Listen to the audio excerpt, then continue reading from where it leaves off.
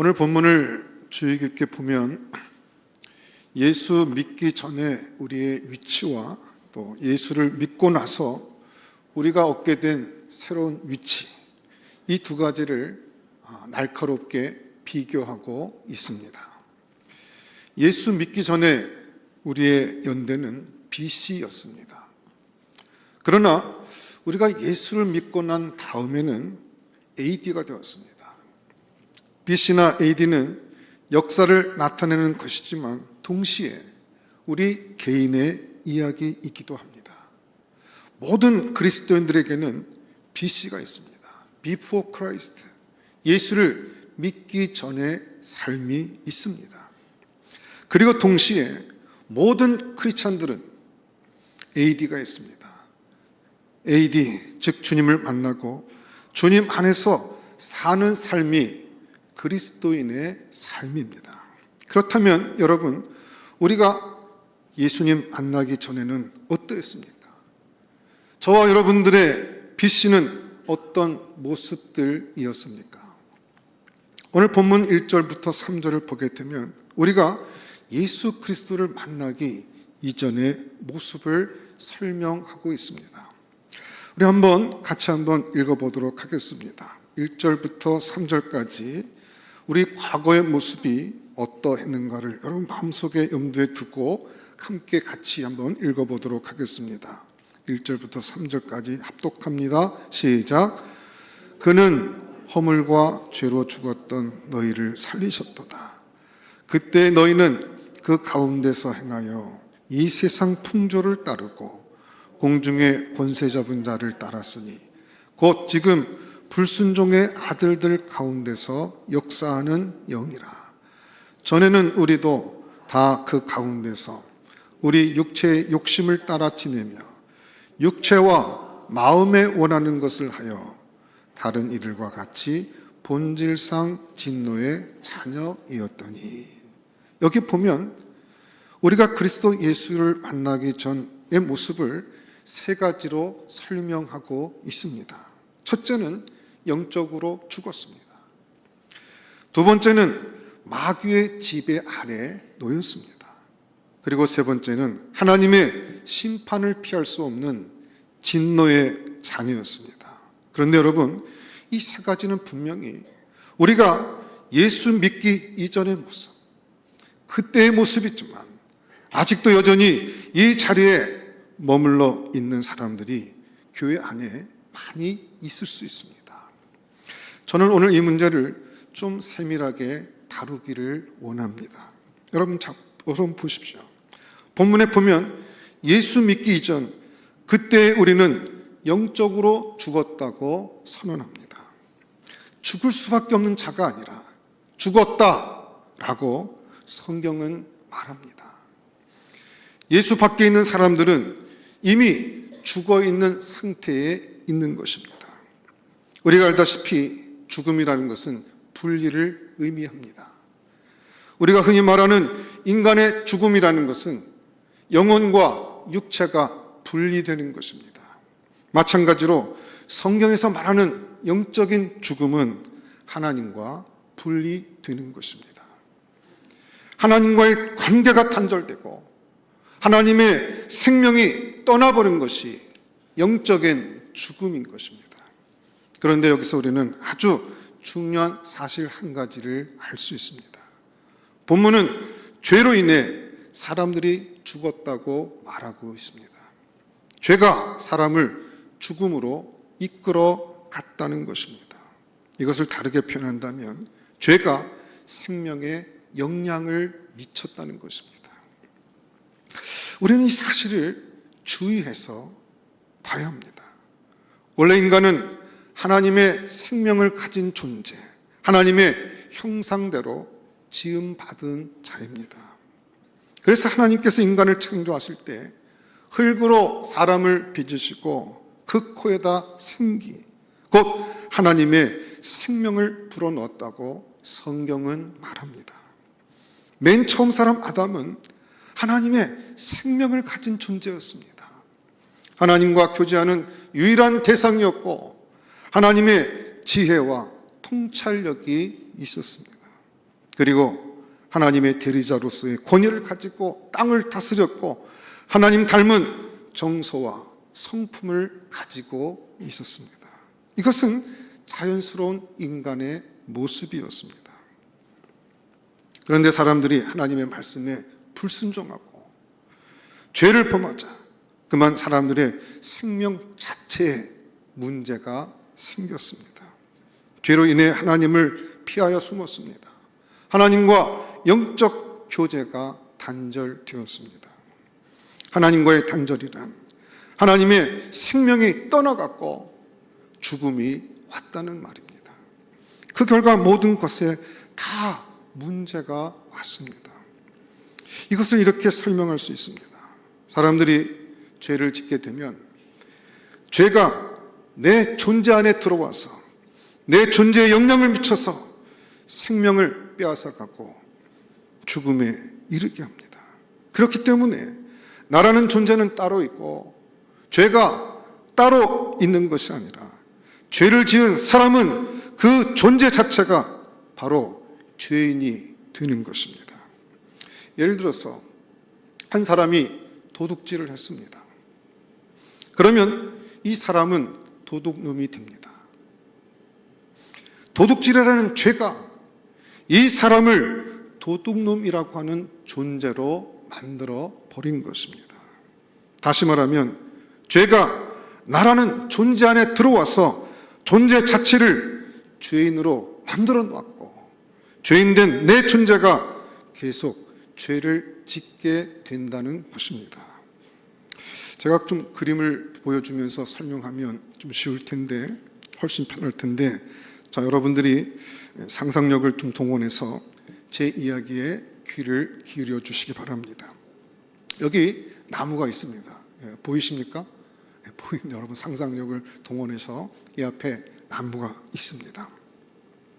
그리고 그 나무에 열매가 달려 있습니다. 이 나무 열매가 다 죄입니다. 우상숭배, 음란, 방탕, 거짓, 게으름, 교만, 탐욕 등등 수많은 죄의 열매가 있습니다. 왜 이런 죄의 열매가 달리게 될까요? 그것은 간단합니다. 나무가 죄인이기 때문입니다. 그러면 이 죄들을 어떻게 하면 됩니까?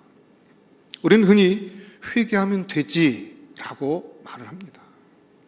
그런데 여기서 우리가 알아야 할 것은 회개한다고 할 때 그 회개는 단지 죄의 열매들만 따는 것에 불과하다는 것입니다.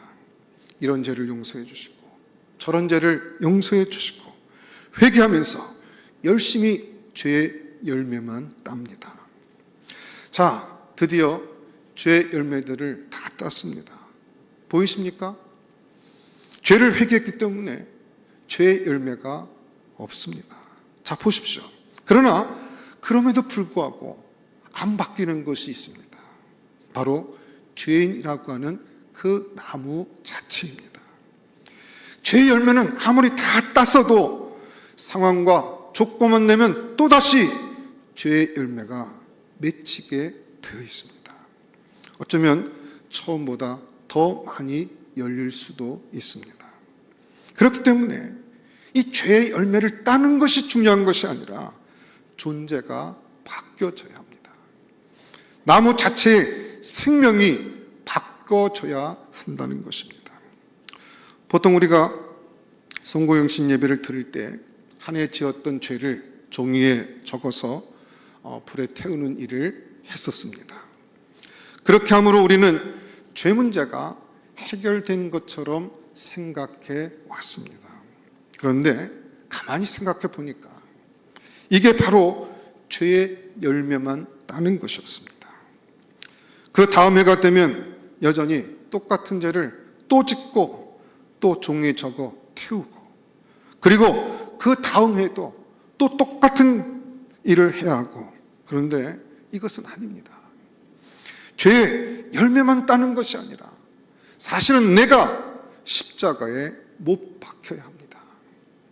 우리는 십자가 앞에 서서 내가 죽었음을 확인해야 되고 더 이상 내 자신이 죄의 종이 되지 않도록 결단해야 할 것입니다. 십자가를 대면하고 내가 십자가에 못 박히는 것을 내가 확인하고 그와 같은 작업이 우리 가운데 필요하다는 것입니다. 자, 다른 그림을 한 장 더 상상해 보시겠습니다. 나무에 꽃이 피었습니다. 어떤 사람들은 죄를 짓지 않으려고 너무너무 애를 씁니다. 그렇기 때문에 죄의 열매가 열리기 전에 꽃이 피면, 보통 꽃이 피고 난 다음에 열매가 맺히니까 죄를 지을 상황이 되거나 죄 지을 생각이 나면 마치 꽃을 따듯이 자기 자신을 깨끗하게 하려고 하는 것입니다. 그러니까 죄의 열매가 맺히지 않도록 애를 쓰는 것입니다. 이런 사람들은 도덕적으로 살고 윤리적으로 바로 살려고 노력하는 사람들입니다. 그러나 그럼에도 불구하고 아무리 죄의 열매가 안 맺도록 열심히 꽃을 따도 죄인이라는 나무 자체는 여전히 바뀌지 않았습니다. 그래서 이 순회 선교단 그 김용희 선교사님은 이렇게 거룩하게 살려고 애쓰는 사람들, 죄의 열매를 안 맺으려고 노력하는 사람들을 가리켜 꽃을 따는 사람이라고 정의했습니다. 그런 의미에서 세상에서 말하는 성자들이란 다른 것이 아니라 꽃을 따는 사람들입니다. 그렇습니다. 너무나 분명한 것이 바로 이것입니다. 존재가 바뀌지 않고서는, 그 안에 있는 생명이 변하지 않고서는 죄의 문제를 우리는 해결할 수 없다는 것입니다. 1985년도쯤 됐을 때, 그 당시 굉장히 유명한 선교단체에 제가 가입을 해서 활동을 하던 때였습니다. 지금도 그렇습니다만 그 당시 그 선교단체는 정말 뜨겁고 아주 열성적인 사람들만 모이는 그런 공동체였습니다. 그런데 그 중에 한 리더와 함께 이야기를 하다가 그 형제가 고백을 하는데, 자신은 그 포르노 잡지 있죠? 그 포르노 잡지의 중독자라는 것이었습니다. 그분이 찬양 인도를 했고, 그 선교단체가 찬양으로 굉장히 유명한 단체였거든요. 거기서 찬양 인도하고 대학부 리더였고, 곁에서 볼 때는 그 형제만큼 경건해 보이는 사람이 없을 정도로 최고의 영성을 지닌 리더로 보였는데, 그 자신의 내면에는 그렇게 끊지 못하는 죄의 습관이 있어서 그런 어이없는 죄를 반복해서 짓고 있다는 것이었습니다. 너무 후회가 되고 하나님 앞에서 잘못했다는 생각이 들어서 그 책을 갈기갈기 찢어서 쓰레기통에 버리고서는 교회에 와서 눈물로 회개했다고 합니다. 그렇게 회개하면 하나님이 용서해 주셨다는 확신도 들었다고 합니다. 그러나 그러다가도 또 상황과 조건만 맞으면 유혹을 받습니다. 그리고 또 회개하고. 여러분 보십시오. 제가 보기에는 그분은 절대 그럴 사람으로 보이지 않았습니다. 그런데도 이 존재 자체의 문제가 오니까 죄를 떨쳐버릴 수가 없었다는 것입니다. 여러분, 죄는 노력하고 애쓴다고 해서 해결될 수 있는 것이 아닙니다. 눈물을 흘리고 운다고 해결되는 것도 아닙니다. 죄의 문제는 생명이 바뀌어져야만 가능한 것입니다. 그런데 우리는 또 여기서 중요한 사실을 볼 수 있어야 합니다. 우리가 그렇게 죄를 회개하고 다시는 죄를 짓지 말아야지 하면서도 왜 자꾸 그렇게 죄에게 집니까? 이러면 안 되는데 하고 무수히 마음 가운데 후회와 또 새로운 결심을 해도 왜 그렇게 쉽게 죄 앞에 무너지고 마는 것입니까? 그렇게 수없이 후회하고 울고 하는데도 왜 똑같은 죄를 그렇게 반복하게 되는 것일까요? 우리가 죄를 밝히기 시작하면 이 죄의 배후에 너무나도 분명한 음모자가 있다는 사실을 알 수 있습니다. 원래 죄는 인격적인 생명체 안에서만 기생합니다. 개나 돼지는 죄를 짓지 않습니다. 인격적인 생명체인 사람들만 죄를 범합니다. 그렇다면 죄가 사람에게 들어와서 그 사람의 존재 자체, 인간의 생명에 어떤 영향을 미칩니까? 죄의 배후에 누가 있으며 무슨 음모가 있는 것입니까? 오늘 본문 2절은 이 사실을 정확하게 밝혀주고 있습니다. 여러분 보십시오. 누가 이 모든 죄의 배후에 있습니까? 그것은 바로 공중 권세 잡은 자, 사탄입니다. 죄의 배후에는 마귀가 있습니다. 마귀는 죄를 통해서 인간을 장악합니다. 그래서 요한일서 3장 8절에 보면 죄를 짓는 자마다 마귀에게 속하나니 하고 분명히 말씀하고 있습니다. 마귀는 죄를 통해서 범죄하게 해서 인간을 장악하고 하나님과 분리시켜 버립니다. 그렇기 때문에 사람들은 죄를 짓게 되면 죄를 짓는 즉시 마귀의 종이 됩니다. 그래서 이 마귀의 종이 되어버렸기 때문에 그 후부터는 죄를 거부할 수가 없습니다. 마귀가 죄를 통해서 사람을 장악하고 양심을 죽이고 그 마음을 어둡게 해서 분별력을 빼앗아갑니다. 그래서 죄를 지을 때는 아무것도 보이지 않습니다. 그러다가 죄를 짓고 난 다음에는 얼마나 부끄럽고 후회를 하는지. 그런데 이상합니다. 또 상황과 조건만 맞으면 또 똑같은 그 죄에 빠지고 마는 것입니다. 왜냐하면 이미 마귀가 그 사람의 존재를 장악했기 때문입니다. 그 결과 3절을 보면 인간은 본질상 진노의 자녀가 되어버렸습니다. 하나님의 심판 앞에, 하나님의 심판 아래 놓이게 되었다는 것입니다. 성경은 죄에 대한 하나님의 대응이 너무 분명하다고 말합니다. 하나님은 죄에 대해서 분노하십니다. 그리고 죄인을 심판하십니다. 죄의 삭은 사망입니다. 그런데 더 중요한 것은 죽음도 죄에 대한 하나님의 심판을 피해갈 수 없다는 것입니다.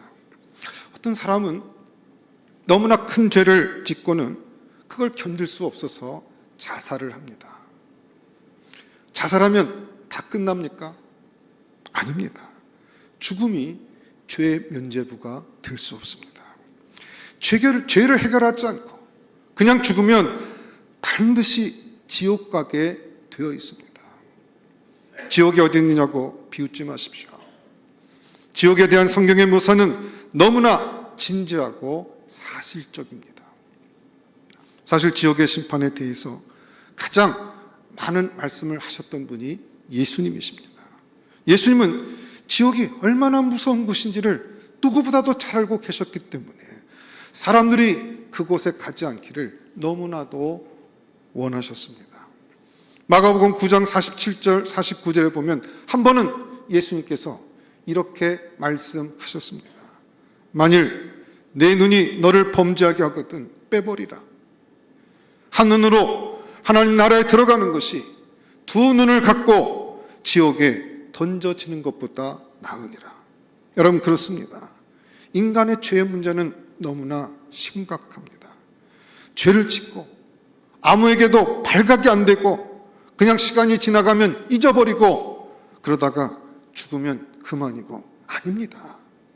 죄는 그렇게 가볍게 취급할 수 있는 것이 아닙니다. 죄는 반드시 심판을 받습니다. 이제 여기에서 우리 자신을 돌아보십시다. 정말로 저와 여러분들이 죄인이라면 여전히 죄의 지배 아래 있다면 정말 큰일입니다. 이젠 우리에겐 아무런 소망이 없습니다. 마귀에게 끌려 지옥에 가는 수밖에 없습니다. 왜냐하면 그 어떤 방법으로도 죄를 해결할 수 없기 때문입니다. 회개하면서 죄의 열매를 아무리 따도 여전히 죄인인 자기 자신은 바꿀 수 없습니다. 잘못을 반성하고 다시는 그러지 말아야지 수없이 결심해도 안 됩니다. 왜냐하면 내 존재 자체가 문제가 있기 때문입니다. 아무리 생각해도 길은 하나밖에 없습니다. 내가 죽어야 합니다. 죄는 인격적인 생명체에만 기생하는 것이지 죽은 자에겐 기생하지 못하기 때문입니다.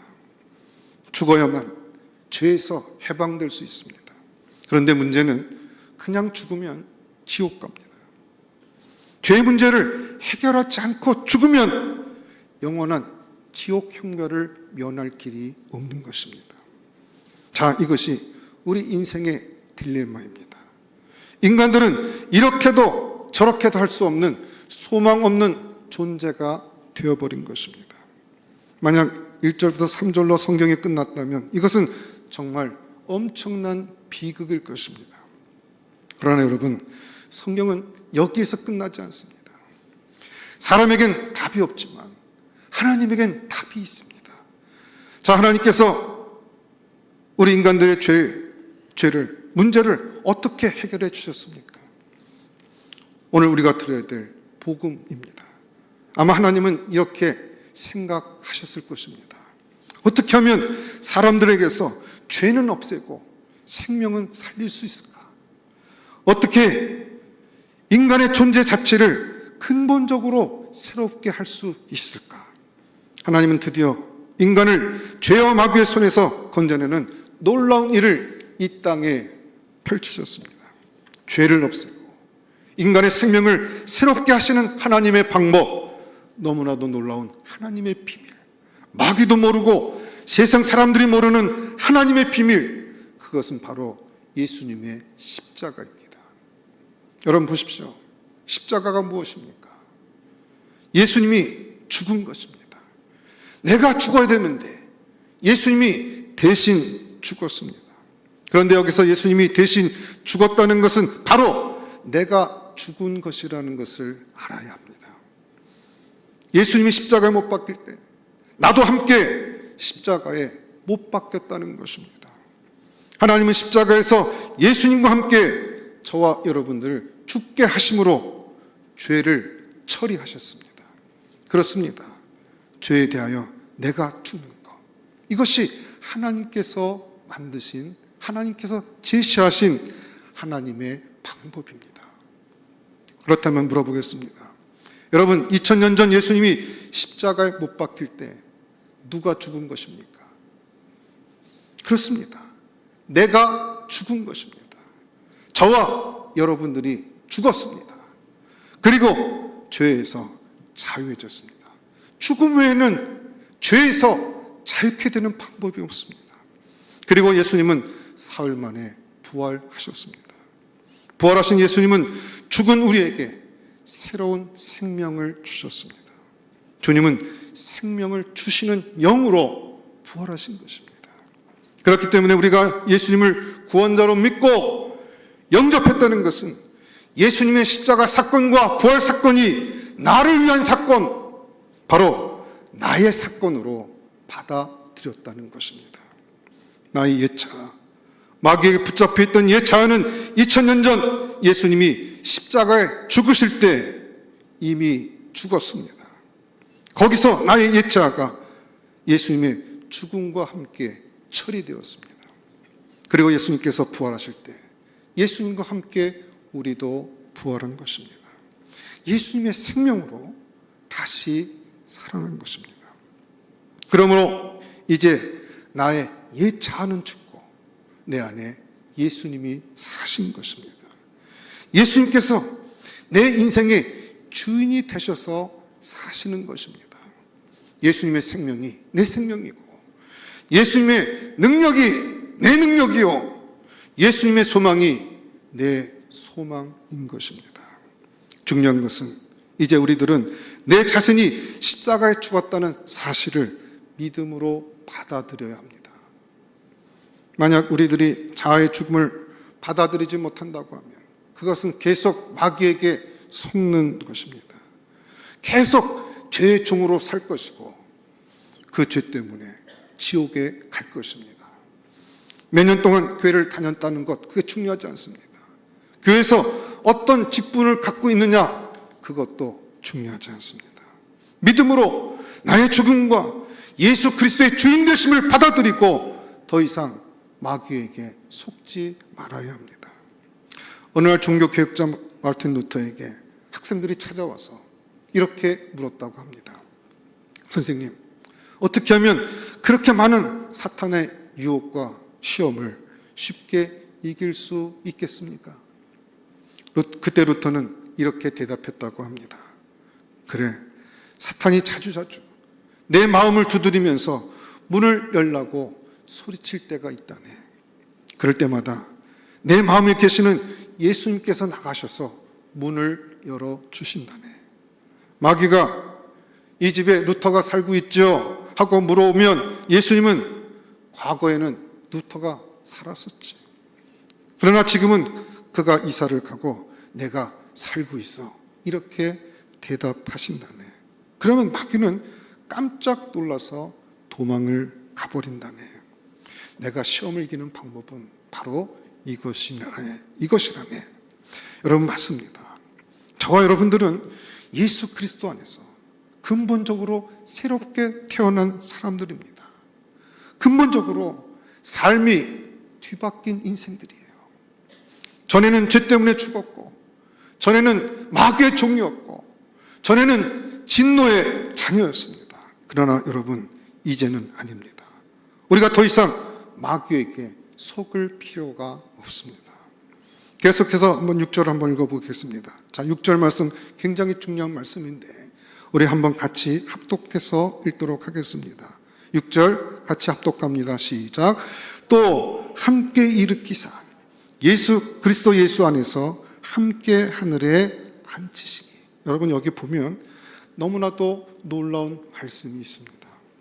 죄로 죽은 우리를 하나님은 예수님과 함께 살리셨습니다.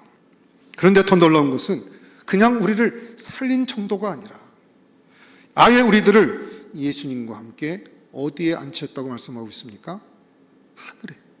하늘에 앉히셨다고 말씀하고 있습니다. 여러분 보십시오. 그렇다면 우리는 지금 어디에 있는 것입니까? 예수 그리스도와 함께 하나님 보좌 우편에 앉아 있습니다. 하나님 나라에 속한 사람이요, 하늘의 시민권을 가진 사람입니다. 사실 우리는 아직 죽은 일도 없고 부활한 일도 없습니다. 승천한 일도 없습니다. 우리는 하나님 보좌 우편에 앉은 적도 없습니다. 그런데 예수님은 역사적으로, 사실적으로 십자가에서 죽으시고 부활하시고 승천하시고 하나님 보좌 우편에 앉아 계십니다. 그런데 성경은 뭐라고 말씀하고 있습니까? 비밀스럽고 중요한 단어가 여기에 나옵니다. 바로 함께라는 단어입니다. 본문은 함께 살리셨고 함께 일으키사 함께 하늘에 앉히셨다고 말씀하고 있습니다. 여러분, 그렇습니다. 우리는 예수님이 십자가에 못 박히실 때 나도 함께 죽었고, 예수님이 부활하실 때 나도 생명을 얻었고, 예수님이 승천하여 하나님 보좌 우편에 앉으실 때 나도 함께 그렇게 하늘에 앉았습니다. 이제 우리가 할 일은 분명합니다. 첫째는 내 존재가, 내 존재 전체가, 자체가 죄였다는 사실을 인정하고 십자가를 대면하여 서는 일입니다. 죄는 존재의 문제입니다. 존재 따로, 죄 따로 있는 것이 아닙니다. 마귀는 죄를 이용해서 사람들을 종으로 삼았습니다. 그래서 이걸 알면서도 그 죄에서 인간들은 벗어나지 못합니다. 후회하고 뉘우치면서 아무리 죄의 열매를 따도 여전히 죄의 문제는 우리 스스로가 해결할 수 없습니다. 하나님께서 은혜로 우리에게 베풀어 주신 십자가 앞에 대면에 서는 것만이 유일한 방법입니다. 그리고 그곳에서 예수님과 함께 나의 죽음을 맛보아야 합니다. 진정한 회개는 어쩌면 죽음과 같은 고통이 따를 수도 있습니다.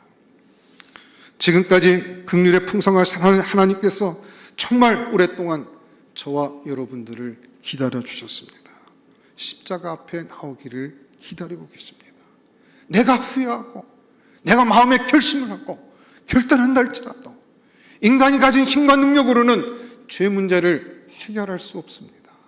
인간이 가진 도덕과 인간이 추구하는 그와 같은 종교적인 어떤 행위로도 인간이 갖고 있는 이 죄 문제를 해결할 수 없습니다. 오직 십자가 앞에 나가 그 하나님의 은혜 앞에 엎드리는 것 외에는 죄 문제를 해결할 방법이 없다는 것입니다. 두 번째 우리가 할 일은 내가 예수의 생명으로 살았고 나는 하늘에 속한 자라는 사실을 확신하는 것입니다. 더 이상 더러운 죄와 마귀에게 속지 말고 하늘에 속한 자, 너무나 소중한 하나님의 사람들이 되었다고 하는 그것을 확신하는 것입니다. 내 안에 계신 예수님, 나는 죄로 말미암아 이미 죽었고 주님 사실 때 그 주님과 함께 나도 부활하고 이제는 내가 내 육체대로 살지 아니하고 내 안에 계신 예수님께서 사시도록 그렇게 주님을 주인 삼아 살아가는 신앙, 그것을 성경은 믿음이라고 말하고 있는 것입니다. 죄사함에 대한 확신, 죄 문제에 대한 그 심각성과 그 죄 문제를 해결하기 위해서 하나님이 부르신 이 놀라운 하나님의 은혜와 사랑이 내 마음과 심령 가운데 제대로 깨달아지지 아니하면 그 어떤 신앙도 그 어떤 믿음도 우리 안에 시작될 수 없는 것입니다. 그 구원의 확신 가운데 내가 새로운 인생으로 하나님께서 나를 그렇게 빚으셨고 이제 내가 사는 것은 나를 사랑하사 나를 사랑하시는 그 주님께서 나를 통해 사시는 그와 같은 믿음의 역사가 우리 가운데 나타날 때 그것이 바로 믿음의 삶이라는 것입니다. 이제 우리는 예수님의 생명으로 사는 자가 되어야 합니다. 예수님이 우리 인생의 주인이요 그리고 그분이 우리의 삶의 전부가 되어야 합니다. 그게 신앙이고 그 신앙으로 주 앞에 살아갈 수 있는 우리 베들의 전가족 될 수 있기를 주의 이름으로 축원합니다. 기도하겠습니다. 하나님 감사합니다. 죄 문제로 고민하고 어떻게 이 죄를 해결할 수 있을까? 주 앞에 나와서 또 몸부림치며 주 앞에 매달리고 호소했던 그 무수한 많은 시간들 가운데 우리의 힘과 능력으로 우리가 아무리 결심하고 때로는 죄의 열매들을 따낸다 할지라도 그것으로 가능하지 아니하고 오직 주의 십자가 은혜로만 가능한 것을 깨닫게 하시고 그 십자가에 서서 십자가를 대면할 수 있는 믿음의 사람들 될 수 있도록 은혜 허락하여 주시옵소서.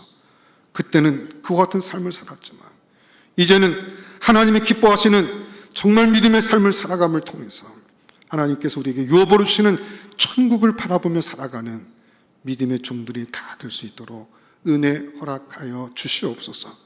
종교인으로 살다가 지옥 가는 인생들 되지 아니하고 복음의 말씀에 믿음으로 반응하여 살다가 영광 가운데 주님을 배울 수 있는 믿음의 종들이 다 될 수 있도록 주여 은혜 베풀어 주시옵소서. 모든 것 감사하고 예수님 이름으로 기도드렸사옵나이다. 아멘.